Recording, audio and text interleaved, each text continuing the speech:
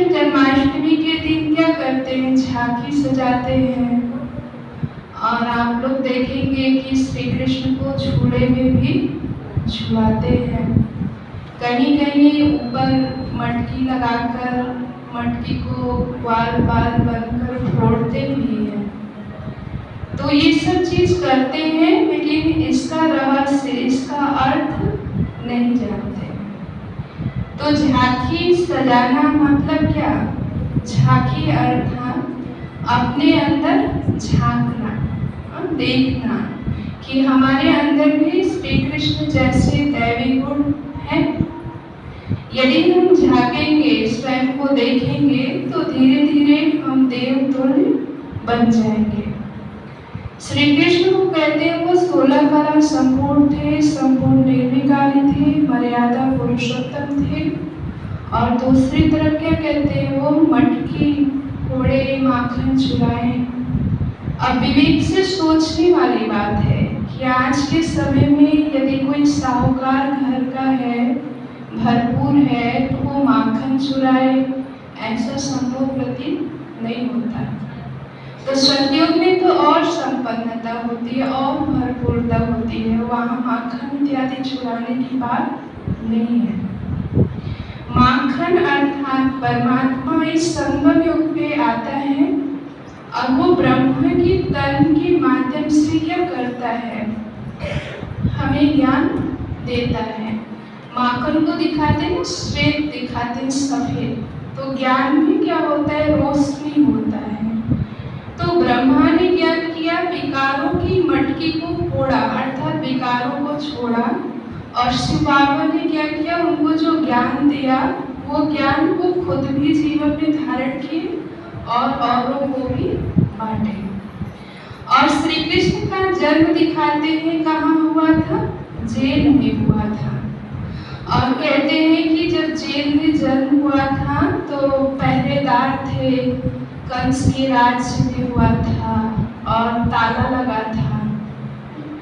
तो इसका रहस्य कि जेल, सतयुग में कोई जेल नहीं था, जेल अभी है। सारी सृष्टि में क्या है? कंस का राज्य है।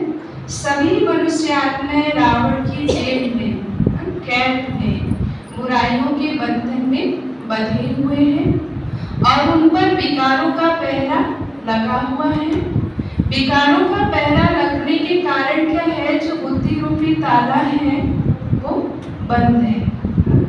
तो परमात्मा रूपी श्री कृष्ण जब आकर ज्ञान देते हैं तो ये जो क्या है? विकारों का पहरा है वो धीरे धीरे हटता है और हमारी बुद्धि रूपी ताला खुलती है, अर्थात हमारा बुद्धि क्या बनता है? दिव्य बनता है। ऐसे श्री कृष्ण के विषय में ये भी मान्यता है कि श्री कृष्ण ने चीरें चुराई। कहते हैं जब गोपियां स्नान कर रहे थे तो वो चीर को हटा दिए और बोले कि जब आप बाहर निकलोगी तो हम ये वस्त्र, ये चीर देंगे। तो जब मनुष्य आत्माएं काम विकार में, विषय सागर में डूब जाती हैं, तब परमात्मा क्या करते हैं? हम सभी आत्मा रूपी गोपियों के जो ज्ञान वस्त्र है उसको ले लेते हैं और वो बोलते हैं कि जब हम बुराइयों को छोड़ेंगे, उससे बाहर निकलेंगे, तब वो ज्ञान वस्त्र देंगे, अर्थात ज्ञान को देंगे। तो श्री कृष्ण के जीवन से क्या है? हमें बहुत सीख मिलता है। आप लोग देखेंगे कि बचपन से ही वो अनेक समस्याओं का सामना किए, बचपन से ही अनेक राक्षसों का वध किए। उनके जीवन में आए दिन कोई न कोई बातें, कोई न कोई चीजें होती थी, लेकिन सब कुछ होते हुए भी क्या उनके चेहरे पे वो मुस्कान था, वो हर्षित बना था, उनकी वो खुशी क्या है? गायब नहीं हुई। तो श्री कृष्ण के जीवन से भी क्या हमें ये सीख मिलता है कि हमारे जीवन में कैसी भी परिस्थिति हो, कैसी भी बातें हो, लेकिन हमारी स्थिति डगमग न हो, खुशी गायब न हो। तो श्री कृष्ण जन्माष्टमी पर यदि हम श्री कृष्ण के एक भी गुण को अपने जीवन में धारण कर लेते हैं, तभी माना जाए जाएगा कि हम श्री कृष्ण जन्माष्टमी मना रहे हैं, क्योंकि परमात्मा इस सृष्टि में आया ही है, क्या है, नई दुनिया, सतयुगी दुनिया की स्थापना करने के लिए। तो वहाँ जाने के लिए क्या करना पड़ेगा, वो दैवी गुण अपने अंदर लाने पड़ेंगे। और श्री कृष्ण को दिखाते हैं कि वो रास भी करते थे।